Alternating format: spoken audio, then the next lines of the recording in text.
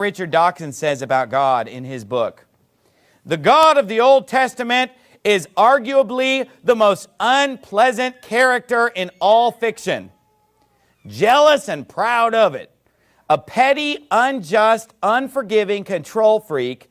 A vindictive, bloodthirsty ethnic cleanser. A misogynistic, homophobic, racist, infanticidal, genocidal, filicidal, pestilential, megalomaniacal, sadomasochistic, capriciously malevolent bully. Well, tell us how you really feel, Richard Dawkins.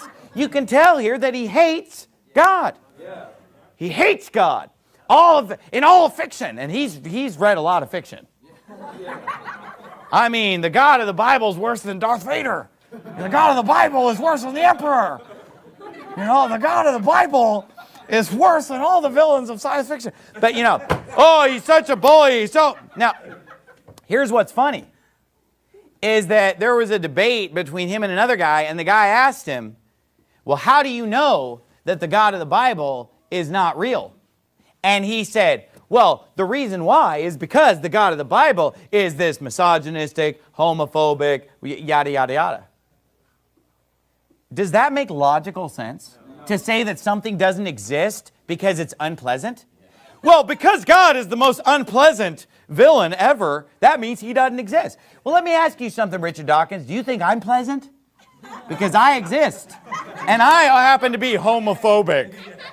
I'm constantly labeled as misogynistic. I'm constantly labeled as being this horrible person by the world. But you know what? I exist. I'm here.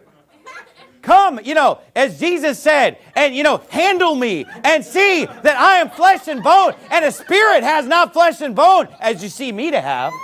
I'm literally here. I mean, what kind of science is that to say, well, it doesn't exist because I don't like its personality? Oh, that's real logical. That makes a lot of sense, buddy.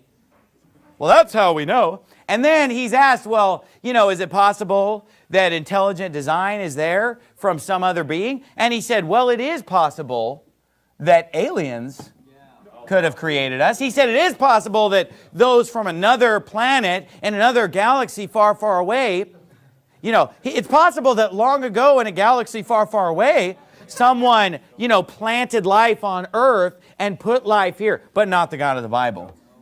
Does that sound scientific, or does it sound pretty biased based on his deep-seated hatred for God?